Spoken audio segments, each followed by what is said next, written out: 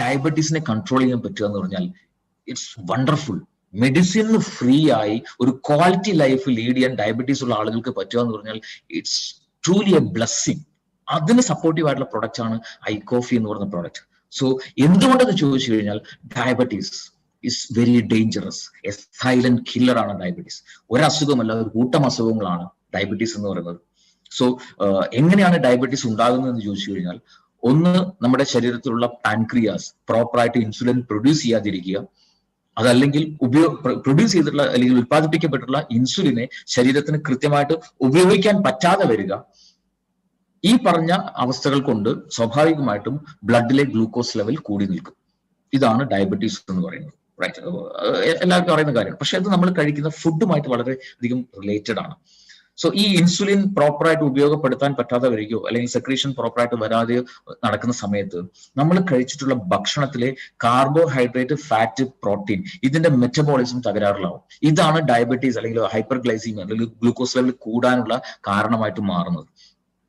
Unfortunately diabetes എന്ന് പറയുന്നത് വളരെ ഡേഞ്ചറസ് ആയിട്ടുള്ള ഒരു കണ്ടീഷൻ ആണെങ്കിൽ പോലും മെജോറിറ്റി ആളുകളും ഇതിനെ വളരെ സില്ലി ആയിട്ട് കാണുന്ന ആളുകളാണ്. കാരണം ടാബ്ലറ്റ് ഓർ ഇൻസുലിൻ ഉപയോഗിച്ചു കഴിഞ്ഞാൽ കൂടി നിൽക്കുന്ന ബ്ലഡ് ഷുഗറിനെ നോർമൽ റേഞ്ചിലും മെയിൻറ്റെയിൻ ചെയ്ത് കൊണ്ടുപോകാൻ പറ്റുന്നുണ്ടാവും. സോ അതുകൊണ്ട് തന്നെ people won't think it seriously. പക്ഷെ മൈ ഡിയർ ഫ്രണ്ട്സ്, ക്യാൻസറിനേക്കാളും ഡേഞ്ചറസ് ആണ് diabetes. It's a silent killer. ഇതുകൊണ്ടുണ്ടാകുന്ന ശരീരത്തിലുണ്ടാകുന്ന damage it's long term damage ആണ്.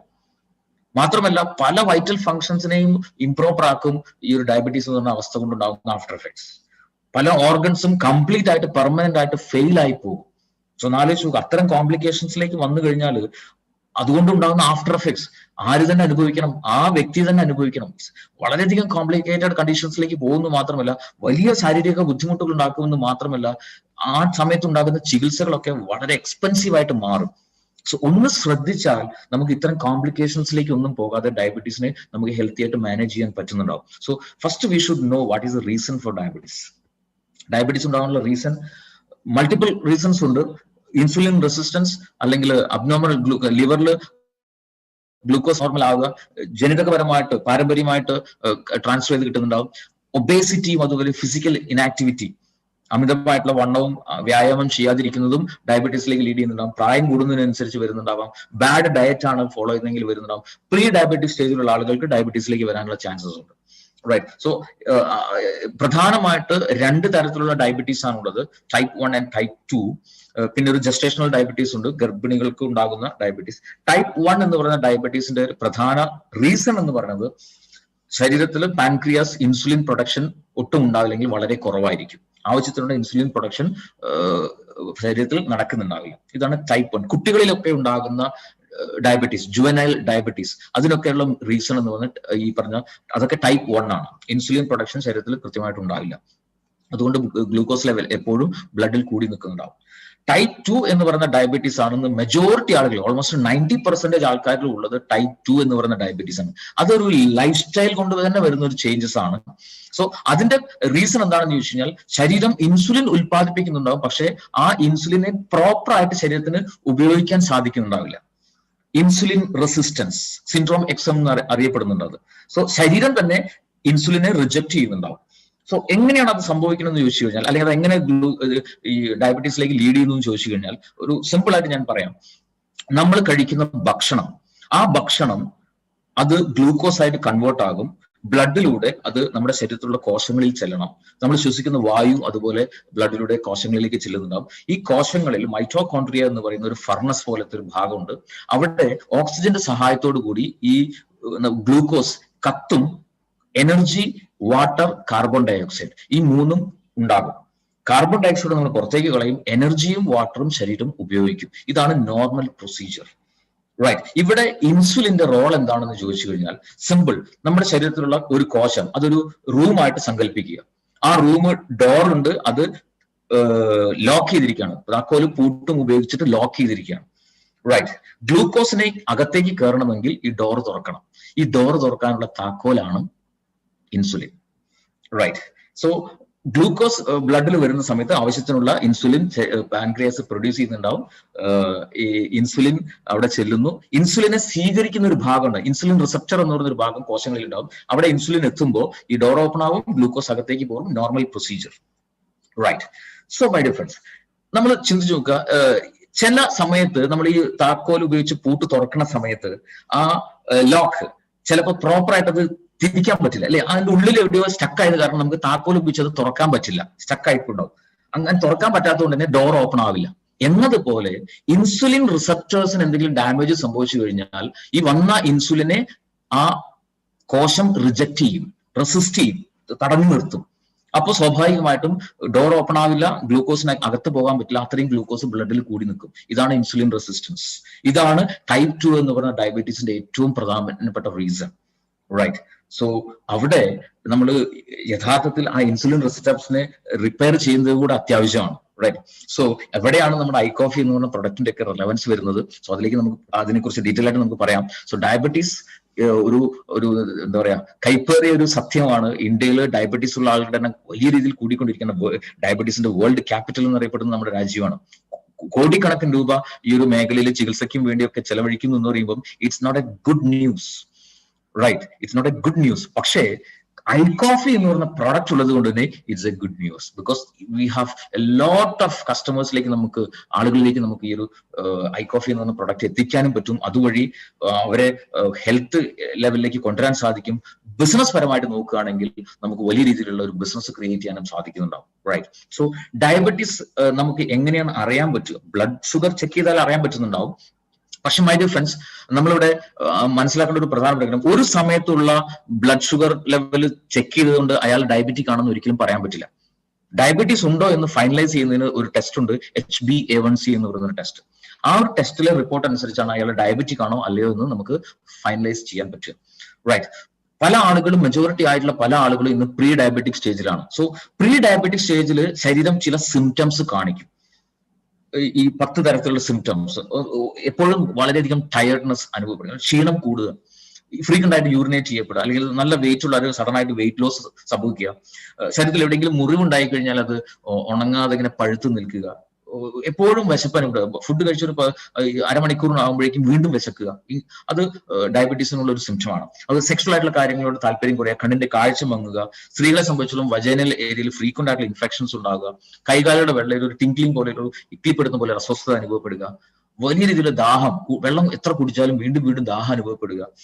ഈ പറഞ്ഞ 10 സിംറ്റംസിൽ ഏതെങ്കിലും ഫ്രീക്വന്റ് ആയിട്ട് വരുന്നുണ്ടെങ്കിൽ there is possibility four diabetes വരാനുള്ള ചാൻസസ് വളരെ കൂടുതലാണ്. അത് വന്ന ശേഷമല്ല ട്രീറ്റ് ചെയ്യേണ്ടത്. കാരണം ഡയബറ്റീസ് കൊണ്ടുണ്ടാകുന്ന കോംപ്ലിക്കേഷൻസ് ഇറ്റ്സ് വെരി ഡേഞ്ചറസ്. കാരണം ഈ ഷുഗർ ലെവൽ കൂടിയിട്ടുള്ള ബ്ലഡാണ് എൻറ്റയർ ബോഡിയിലും ട്രാവൽ ചെയ്യുന്നത്. അതുകൊണ്ട് തന്നെ ഹെഡ് ടു ടോ എല്ലാ അവയവങ്ങളെയും ഇത് അഫക്ട് ചെയ്യും, എൻറ്റയർ ഓർഗൻസിനെ അത് അഫക്ട് ചെയ്യുന്നുണ്ടാവും. സോ ഡയബറ്റീസ് ഉള്ള ഒരു വ്യക്തി ഡയബറ്റീസ് കൊണ്ടല്ല മരണപ്പെടുക, അതിന്റെ ആഫ്റ്റർ എഫക്ട്സ് ആയിട്ടുണ്ടാകുന്ന ഈ കോംപ്ലിക്കേഷൻസ് മൂലമാണ് ആള് മരണപ്പെടുന്നുണ്ടാവുക. മരുന്ന് ഉപയോഗിച്ചാലും ഉപയോഗിച്ചില്ലെങ്കിലും ഈ കോംപ്ലിക്കേഷൻസ് ശരീരത്തിൽ ഉണ്ടാകുന്നുണ്ടാവും. സോ ഡെഫിനറ്റ്ലി മെഡിസിൻസ് ഒഴിവാക്കിയിട്ട് ഒരു പ്രിവെൻഷനോട് കൂടി ഈ കോംപ്ലിക്കേഷൻസ് ആഫ്റ്റർ എഫക്ട്സിനൊക്കെ പ്രിവെന്റ് ചെയ്തുകൊണ്ട് നമുക്ക് അതിനെ മാനേജ് ചെയ്യേണ്ടത് വളരെ വളരെ അത്യാവശ്യമാണ്. ഇവിടെയാണ് ഐകോഫിയുടെ റെലവൻസ്. കാരണം ഡയബറ്റീസ് ഉള്ള ആളുകൾ ഉപയോഗിക്കുന്ന മെഡിസിൻസിലൂടെ ഉണ്ടാകുന്ന ഒരേ ഒരു ബെനിഫിറ്റ് എന്ന് പറഞ്ഞാൽ കൂടി നിൽക്കുന്ന ബ്ലഡ് ഷുഗറിനെ ഒരു ബാലൻസ് ചെയ്ത് കൊണ്ടുപോകാൻ പറ്റുമെന്ന് മാത്രമേ ഉള്ളൂ. ഈ ആഫ്റ്റർ എഫക്ട്സിനെ പ്രിവെന്റ് ചെയ്യാൻ പറ്റില്ല. Here comes iCoffee. ഐകോഫിയുടെ മെയിൻ ഇൻഗ്രീഡിയന്റ് യാതൊരു സംശയമില്ല, ഇന്ന് ചരക സംഹിതയിൽ, ആയുർവേദത്തിന്റെ അടിസ്ഥാന ഗ്രന്ഥമായ ചരക സംഹിതയിൽ നൂറ്റാണ്ടുകൾക്ക് മുമ്പ് എഴുതപ്പെട്ടിട്ടുള്ള കാര്യമാണ് മധുമേഹ അഥവാ പ്രമേഹം എന്ന് പറഞ്ഞ അവസ്ഥയ്ക്ക് ഏറ്റവും നല്ല നാച്ചുറൽ റെമഡി ഇറ്റ്സ് സലേഷ്യ, ഏകനായകം. ഈ ഏകനായകത്തിൽ നിന്നും ഷുഗറിനെ ബാലൻസ് ചെയ്യാൻ സപ്പോർട്ട് ചെയ്യുന്ന സാൽസിറ്റാൾ എന്ന് പറയുന്ന പേറ്റന്റഡ് ആയിട്ടുള്ള മോളിക്യൂൾ സെപ്പറേറ്റ് ചെയ്തെടുത്തു. ആ ഏകനായകം പ്രധാന ഇൻഗ്രീഡിയന്റ് ആയിക്കൊണ്ട് ഇന്ന് ലോകത്ത് അവൈലബിൾ ആയിട്ടുള്ള ഒരേ ഒരു herbal കോഫിയാണ് ഐകോഫി.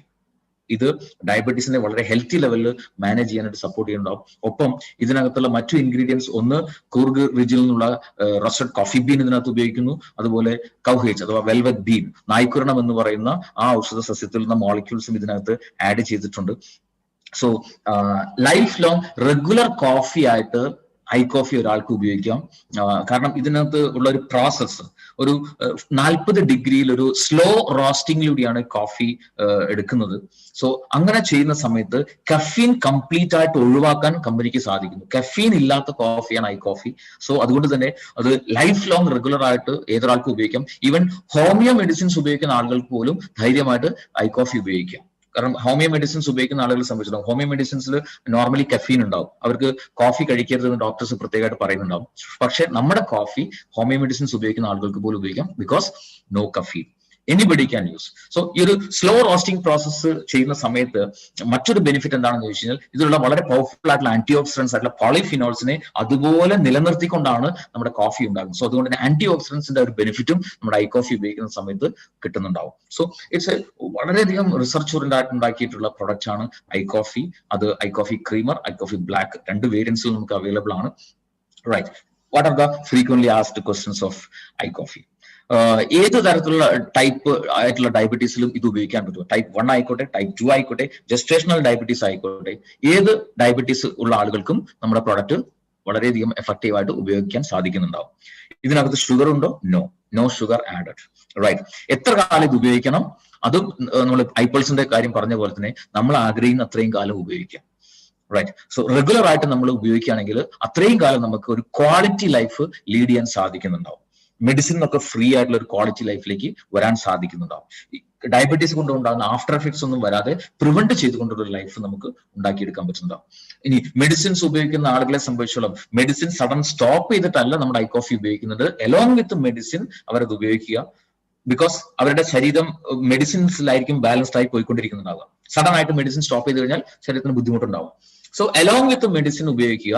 Improvement ഉണ്ടാകുന്നതിനനുസരിച്ച് step by step ആയിട്ട് അവർക്ക് മെഡിസിന്റെ അളവ് കുറച്ച് കൊണ്ടുവരാം. കുറച്ച് മാസങ്ങൾ കഴിയുമ്പോൾ മെഡിസിൻ കംപ്ലീറ്റ് ഒഴിവാക്കി ഒരു ക്വാളിറ്റി ലൈഫ് അവർക്ക് ഐ കോഫി കണ്ടിന്യൂ ചെയ്തുകൊണ്ട് ലീഡ് ചെയ്യാൻ പറ്റുന്നുണ്ടാവും. റൈറ്റ്. ഇൻസുലിൻ ഉപയോഗിക്കുന്ന ആളുകൾക്ക് ഉപയോഗിക്കാം. ഓഫ് കോഴ്സ് ടാബ്ലറ്റ് ആയിക്കോട്ടെ, ഇൻസുലിൻ ആയിക്കോട്ടെ, എന്തുപയോഗിക്കുന്ന ആളുകൾക്കും ഐ കോഫി ക്രീമർ ആയിക്കോട്ടെ, ബ്ലാക്ക് ആയിക്കോട്ടെ ഉപയോഗിക്കാം. എങ്കിലും കൂടുതലായിട്ട് സജസ്റ്റ് ചെയ്യുന്നത് ഇൻസുലിൻ ഉപയോഗിക്കുന്ന ആളുകൾക്ക് കുറച്ചും കൂടെ നല്ലത് ഐ കോഫി ബ്ലാക്ക് ആണ്. കാരണം അതിനകത്ത് നമ്മുടെ ഏകനായകത്തിന്റെ കണ്ടന്റ് വളരെ കൂടുതലുണ്ട്. Then does this lower the sugar? നമ്മുടെ ഷുഗർ ലെവൽ വല്ലാണ്ട് അങ്ങോട്ട് കുറയ്ക്കുമോ? ഒരിക്കലുമില്ല. ഇതെപ്പോഴും ഹെൽത്തി ലെവലിൽ ഷുഗറിനെ മാനേജ് ചെയ്യാനായിട്ടാണ് സപ്പോർട്ട് ചെയ്യുന്നത്. ഒരു റെഗുലേറ്റിംഗ് പ്രോസസ് ആണ് ഇവിടെ ചെയ്യുന്നുണ്ടാവുക. ആവശ്യത്തിന് ഗ്ലൂക്കോസിനെ ബ്ലഡിലേക്ക് വിടുന്ന ഒരു റെഗുലേറ്റിംഗ് പ്രോസസ്സ് ഇവിടെ ചെയ്യുന്നത് കൊണ്ട് തന്നെ എപ്പോഴും ഹെൽത്തി ലെവലിൽ ബ്ലഡ് ഷുഗറിനെ മെയിൻറ്റെയിൻ ചെയ്യാൻ സാധിക്കും. സോ അതുകൊണ്ട് തന്നെ ഡയബറ്റീസ് ഉള്ള ആളുകൾക്ക് ഈ പ്രൊഡക്റ്റ് ഉപയോഗിക്കാം. അതുപോലെ തന്നെ ലോ ഷുഗർ ഉള്ള പ്രോബ്ലം ഉള്ള ആളുകൾക്കും നമ്മുടെ കോഫി ഉപയോഗിക്കാം. ഇനി ഡയബറ്റീസ് ഇല്ലാത്ത ആളുകൾക്ക്, പ്രീ ഡയബറ്റീസ് സ്റ്റേജിലുള്ള ആളുകൾക്കും ഡയബറ്റീസ് ഇല്ലാത്ത നോർമൽ ആളുകൾക്കും ഐ കോഫി എന്ന് പറയുന്ന പ്രൊഡക്റ്റ് വളരെ സേഫ് ആയിട്ട് ഉപയോഗിക്കാൻ പറ്റും. ഏതൊരാൾക്കും ഉപയോഗിക്കാൻ പറ്റുന്ന പ്രൊഡക്റ്റ് ആണ് ഐ കോഫി എന്ന് പറയുന്ന പ്രൊഡക്റ്റ്. സോ ഇവിടെ ശ്രദ്ധിക്കേണ്ട ഏറ്റവും പ്രധാനപ്പെട്ട കാര്യം how to prepare this coffee. എങ്ങനെയാണ് കോഫി ഉണ്ടാക്കേണ്ടത് എന്നുള്ളത് മാത്രമാണ് ഏറ്റവും പ്രധാനമായിട്ട് ശ്രദ്ധിക്കേണ്ടത്. റൈറ്റ്. സോ ഡയബറ്റീസിന് മെഡിസിൻസ് ഉപയോഗിക്കുന്ന ആളുകളെ സംബന്ധിച്ചോളം ഒരു ദിവസം രാവിലെയും വൈകുന്നേരവും ഓരോ സാഷെ ഉപയോഗിക്കണം. പ്രീ ഡയബറ്റിക് സ്റ്റേജിലുള്ള ആളുകളെ സംബന്ധിച്ചോളം ഒരു സാഷെ ഒരു ദിവസം എന്ന രീതിയിൽ പോലും ഉപയോഗിച്ചാൽ മതി. റൈറ്റ്. സോ എങ്ങനെ ഇത് പ്രിപ്പയർ ചെയ്യുന്ന വെച്ചാൽ നോർമലി ചായയോ കാപ്പിയോ ഉണ്ടാക്കുന്ന പോലെ ഈ കോഫി പൗഡർ തിളപ്പിക്കരുത്. കാരണം ഇതിനകത്ത് പോളിഫിനോൾസ് ഒക്കെ അടങ്ങിയിട്ടുള്ള ഒരുപാട് ആന്റി ഓക്സിഡൻസ് നാച്ചുറൽ ഇൻഗ്രീഡിയൻസിനകത്തുണ്ട്. സോ തിളപ്പിക്കുന്ന സമയത്ത് ഉണ്ടാകുന്ന ടെമ്പറേച്ചറിൽ ഈ പറഞ്ഞ നാച്ചുറൽ ഇൻഗ്രീഡിയൻസ് എല്ലാം നഷ്ടപ്പെടും. സോ അതുകൊണ്ട് ചെയ്യേണ്ടത് വെള്ളം തിളപ്പിക്കുക. ഒരു കപ്പിലേക്ക് ഈ പറഞ്ഞ ഒരു സാഷയിലുള്ള കോഫി പൗഡർ എടുക്കുക. ഈ വെള്ളം അതിലേക്ക് ഒഴിക്കുക. തിളച്ച വെള്ളം അതിലേക്ക് ഒഴിക്കുക, മിക്സ് ചെയ്യുക, കുടിക്കുക. റൈറ്റ്. ഈ രീതിയിൽ വളരെ ഈസി ആയിട്ട് ഇൻസ്റ്റന്റ് ആയിട്ട് നമുക്ക് ഉണ്ടാക്കാൻ സാധിക്കും I coffee. And it is very very tasty as well. ഒരു റിച്ച് കോഫിയുടെ ഓതന്റിക് ആയിട്ടുള്ള ഒരു ടേസ്റ്റ് ഒട്ടും കോംപ്രമൈസ് ചെയ്യാതെ ഒരു ഇന്റർനാഷണൽ ക്വാളിറ്റിയിലുള്ള ഒരു കോഫി കഴിച്ചുകൊണ്ട് വളരെ സിമ്പിൾ ആയിട്ട് കോഫി കഴിച്ചുകൊണ്ട് ഡയബറ്റീസിനെ മാനേജ് ചെയ്ത് മെഡിസിൻ ഫ്രീ ആയിട്ടുള്ള ഒരു ക്വാളിറ്റി ലൈഫിലേക്ക് ഏതൊരാൾക്കും വരാൻ പറ്റുമെന്ന് മാത്രമല്ല ഡയബറ്റീസ് വരാൻ സാധ്യതയുള്ളവർക്ക് അതിനെ പ്രിവെന്റ് ചെയ്തുകൊണ്ട് ഒരു ക്വാളിറ്റി ലൈഫ് ലീഡ് ചെയ്യാൻ പറ്റുന്ന wonderful and beautiful product, the one and only I coffee. Right.